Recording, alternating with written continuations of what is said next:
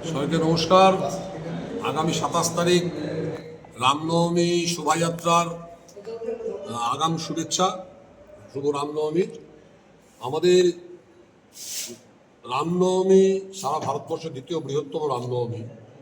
তো বহুদিন আগের থেকে আমাদের পরিকল্পনা করতে হয় রামনবমী উদযাপনকে কেন্দ্র করে। এবারও আমাদের রামনবমীর যে আজকের যে বৈঠক, এই বৈঠকটা হচ্ছে প্রায় আজকের বৈঠক হচ্ছে সমিতি নির্মাণের বৈঠক। এবারে রামনবমী যে সমিতি একটা তৈরি হয় বিশ্ব হিন্দু পরিষদের তত্ত্বাবধানে রামনবমীকে কেন্দ্র করে, সেই বৈঠকটাই আজকে আমাদের শহর জুড়ে শহরের বিভিন্ন ব্যক্তি নিয়ে সবাইকে সবার মতামত নিয়ে আমরা একটা কমিটি আজকে নির্মাণ করলাম এই আগামী রামনবমীটা পরিচালনা করার জন্য। যার এই রামনবমী 2026-এর যে সমিতি, এই সমিতির সভাপতি হিসাবে এবারে আমাদের কৌশিক পাল আমাদের এবারে রামনবমী সভাপতি এই উদযাপন সমিতি। এবং এই রামনবমী উদযাপন সমিতি সম্পাদকের যিনি সম্পাদকের দায়িত্ব অর্পণ করা হয়েছে আমাদের সবার অত্যন্ত প্রিয় সুমন্ত ভাওয়াল এবারে রামনবমী সম্পাদকের দায়িত্বে। এই সমিতিটা নির্মাণের জন্য আজকে বৈঠক। বলছি এবছর কবে হবে রামনবমী, কি কি নতুনত্ব রয়েছে, কি কি ব্যবস্থা রয়েছে, একটু সেটা জানি। এবারে রামনবমী হবে হচ্ছে 27শে মার্চ শুক্রবার। তো রামনবমীর রুট আমাদের যা ছিল প্রতিবার তাই, সূর্য সেন থেকে শুরু করে বাস স্ট্যান্ডের লেফট টার্নে যেগুলো হয়, আবার উকিলপাড়া দিয়ে বাজার ঘুরে আমরা ওই চোপড়াঝাড় জীবন মোড় হয়ে আমরা সুভাষনগর জুনিয়র হাই স্কুলের মাঠে শেষ করব। তো এবার সঠিক 9টার সময় আমাদের শোভাযাত্রা বেরোবে। আর শোভাযাত্রায় যা ছিল, যেগুলো চিরাচরিত যা ছিল থাকবেই, তার সাথে এবার কিছু নতুনত্ব থাকবে। যে নতুনত্বগুলোর মধ্যে বিশেষভাবে গতবার আমরা করছিলাম, আমাদের কার্যকর্ত্রী উনি করছিলেন কিছু নাচের ব্যবস্থা করছিলেন আমাদের ভগবানের রামের গানের উপরে। ওটা এবার থাকবে আশা করি। এবার আমরা ওটা করবো সম্পূর্ণভাবে, আরো ভালোভাবে, ব্যাপকভাবে কয়েক স্থানে। আর তাছাড়া আমরা প্রোগ্রামের মধ্যে আরো কিছু আমরা পরামর্শ নিচ্ছি যে নতুন কি কি করা যায়, যে কিছু ফটো সেশন করা যায় কিনা, যেগুলো ফ্লেক্সের মাধ্যম দিয়ে রামায়ণটাকে তুলে ধরা যায় কিনা, যেটা আমাদের প্রসাদ বিতরণের মাঠে, এরকম একটা ভাবনা। আর তারপরে এখন তো আমাদের কেবল সমিতি আজকে নির্মাণ হলো, এখন প্রস্তুতি চলতে থাকবে। সম্পাদক সভাপতি সবাই আছে, তো প্রস্তুতি চলতে থাকবে। বলছি যে হচ্ছে প্রশাসনিক একটা ব্যাপার থাকে, সেগুলো বিষয়ে কি আলোচনা হয়েছে, এগোনো হয়েছে এখন পর্যন্ত? না, আজকেই সমিতি নির্মাণ হলো। এখন আমাদের হচ্ছে ধীরে ধীরে সমস্ত কাজগুলোকে গুটিয়ে নেওয়া। তার মধ্যে প্রশাসনের অংশ একটা বিরাট অংশ, বিরাট সময় যায় আমাদের। তো গত কয়েক বছর ধরে প্রশাসনের যথেষ্ট আমরা সহযোগিতা পেয়েছি। তো আশা করি এবারও তার সহযোগিতা পাবো আমরা। সমস্ত শহরবাসী থেকে শুরু করে সাংবাদিক বন্ধু, আপনারা সবাই মিলেমিশে আমরা যেভাবে আমাদের সহযোগিতা করে, তার জন্য এই বড় কার্যক্রমটা আমরা উঠাতে সক্ষম হই। অযথা পারতাম না আমরা। প্রশাসন যথেষ্টভাবে সহযোগিতা করে, আশা করবো এবারও সহযোগিতা করবে, আমাদের প্রোগ্রাম ঠিক হবে। একটু সভাপতি এবারে রামনবমীর কৌশিকবাবু, আপনাকে হচ্ছে সভাপতি করা হয়েছে রামনবমীর, এই প্রথম আপনার হচ্ছে দায়িত্ব দেওয়া হলো। কি মনে করছেন, কিভাবে এবছর পরিচালনা করবেন? সকলকে অগ্রিম শুভেচ্ছা জানাই শুভ রামনবমীর। 27শে মার্চ আমাদের এই বছর ঈশ্বরপুরের তথা ইসলামপুরের আমাদের রামনবমী উদযাপন হবে। তো দীর্ঘ 12 বছর আমরা পার করেছি আমাদের এই ইসলামপুরের রামনবমী। তো আমাদের সনাতনীদের বিশ্বাস যে এক যুগ পেরিয়ে গেলে সেখানে ঈশ্বরের আবির্ভাব হয়। তো এই বছর আমাদের বিশ্বাস যে প্রভু শ্রী রামচন্দ্র, পুরুষোত্তম প্রভু রামচন্দ্রের আবির্ভাব হবে ঈশ্বরপুর আমাদের এই ইসলামপুরের রামনবমীতে। সকলের বিশ্বাস এবং আস্থা যে রামনবমীতে এবার একটা ঐতিহাসিক রামনবমী হতে চলেছে আমাদের ইসলামপুরের রামনবমী। কি বলবেন, আপনাকে সম্পাদক করা হয়েছে এই রামনবমী উৎসবের, কি বলবেন এই বিষয়ে? রামনবমী উদযাপন কমিটির সম্পাদক বানানো হয়েছে বিশ্ব হিন্দু পরিষদ থেকে। তো ভালো লাগছে, একটা অনেক বড় দায়িত্ব কাজ, সেটা সবাইকে নিয়ে আমাদের আমাদের সংগঠন তো সবাইকে নিয়ে এমনি চলে, কিন্তু এখন তো অনেক বড় একটা দায়িত্ব পড়ে গেল আমার উপরে, সেটা সবাইকে নিয়ে উঠাতে হবে আমাদেরকে।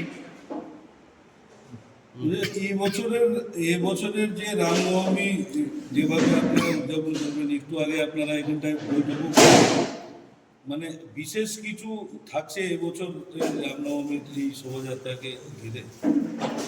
হ্যাঁ, বিশেষ কিছু বলতে যেগুলা এই বৈঠকে আমাদের উঠে এসলো, যেরকম কিছু রামকথা মাঠের মধ্যে, সেগুলো আমরা সবাই বসে তারপরে এটা আবার পর্যালোচনা করা হবে, তারপরে আমরা ওটা গ্রহণ করবো যে কী করা যেতে পারে, সেটা সবাই বসে। প্রতি বছর একটা জিনিস যেটা দেখি, মানে যে একটা যে আপনাদের যেটা মানে কি মূল শোভাযাত্রা আর কি, সেই শোভাযাত্রা আসার সময় মানুষকে বিভিন্ন জায়গা থেকে একটা নির্দিষ্ট একটা সময় দেওয়া সত্ত্বেও অনেক সময় দেখা যায় যে এদিক থেকে মূল শোভাযাত্রা আসছে, তারপরে ওদিক থেকে আরও একটা শোভাযাত্রা এসে যারা ছোট ছোট শোভাযাত্রাগুলো যাদের আগে থেকে জয়েন হওয়ার কথা বা একজনের পর একজন থাকার কথা, সেটা না থেকে মানে একটা কি বলে একটা শৃঙ্খলবদ্ধের একটা অভাব দেখা যায়। এইটাকে কিভাবে মেনটেন করার চেষ্টা করছেন? এটা তো আমরা বিগত দিনেও অনেক চেষ্টা করছি এটাকে মেনটেন করার, এবং চলে আসছে। আগে তো আরও পিছনে যদি আমরা 13, 14, 15, 16 এগুলো তো বড় হচ্ছে রামনবমী, 13তে ছোট ছিল। তো আমরা একটা জিনিস মানুষের বড় হয় আস্তে আস্তে, শিখতে শিখতে তারপরে হয়। তো সেরকমই আমরা বিগত দিনের চিন্তা ভাবনা করছি যে এখন অনেক এই জিনিসটা মানে আয়ত্তের মধ্যে চলে আসছে, যেগুলো আগে অনেক এলোমেলো ছিল সেগুলো অনেকটা আয়ত্তের মধ্যে চলে আসছে। আগামী দিনে এই বছর আমরা রামনবমী চিন্তা করবো যেতে আবার শৃঙ্খলভাবে একদম, যেটা আমরা চাই সবসময়, যে আমাদের পিছনে টেবিলও বেরিয়ে গেল, তারপরে তার পিছনে, কিন্তু অনেক কারণ হয় যে গ্রামগঞ্জ থেকে আসতে অনেকটা লেট হয়ে যায়, তার জন্য ওরা মাঝে মাঝে ঢুকে যায় ভিতরে, কিন্তু উপায় থাকে না। ওরা যদি না ঢুকে, ওই টেবিলটা যদি মানে মাঝখানে আটকে যাওয়ার পর কি হয় যে পিছনের লোকগুলো তো আসতে পারে না, ওরা ঢুকে গেলেই পিছনের লোকগুলো বাড়িতে পারে, তার জন্য মাঝখান থেকে কিছু কিছু জায়গায় ঢুকে যায়। তাছাড়া এটা উপায় থাকে না কাউরে। এটা আর বাকি যে সমস্ত যেটা একটা একটা বিতর্কিত বিষয় সব সময়ের জন্য এই জিনিসটা উঠে আসে যে মানে অস্ত্র প্রদর্শন, অনেকে বলে যে আমাদের দেবদেবীর হাতে অনেক অস্ত্র আছে, তাহলে আমরা সেটাকে কেন ইসে করবো না, তার যুক্তিটাকেও ফেলে দেওয়া যায় না, কিন্তু তারপরেও যে এটাকে নিয়ে আপনাদের কি চিন্তা ভাবনা? এইটা বিষয় তো আমরা অস্ত্র তো আমাদের এমনি তো প্রতিবারই সিদ্ধান্ত হয় যে অস্ত্র আমাদের আনা যাবে না, এটা প্রতিবারই আমাদের সিদ্ধান্ত হয়। এই বছরও পর্যালোচনা করা হবে, তারপরে এটা আবার বলা যাবে সামনে দিন। এবং যে প্রতি বছরই আপনারা পুলিশ প্রশাসনের থেকে মানে ইদানিংকালে যেটা দেখা যাচ্ছে, আগে হয়তো প্রথম অনেকটাই বাধার সম্মুখীন হতে হয়েছে, কিন্তু ইদানিংকালে পুলিশ প্রশাসন যথেষ্ট সহযোগিতা করে, তারা এই রামনবমীকে ঘিরে অনেক পিস মিটিংও করে এবং আপনাদের সাথেও ইসে করে। তো এবার আপনারা যেহেতু সামনে একটা বড় বিধানসভা নির্বাচন রয়েছে, সবসময় মানে আমরা না চাইতেও এই রামনবমীটাকে অনেক সময় নির্বাচন বা রাজনৈতিক প্রেক্ষাপটে তার সাথে জুড়ে দেওয়া হয়। এই বিষয়টাকে মানে কিভাবে কি বলবেন, জনগণের কাছে কি বার্তাটা দিবেন এই বিষয়টাকে ঘিরে? আমাদের এটা হলো হিন্দু সংগঠন, এটা কোনো রাজনৈতিক সংগঠন না, এটা টোটাল হিন্দু সংগঠন। তো এটা যদি কোনো লোক কিংবা কোনো যারা আছে তারা যদি মনে করে যে এটা একটা রাজনীতির পার্ট, কিন্তু এটা ভুল তাদের ধারণা আমি মনে করি।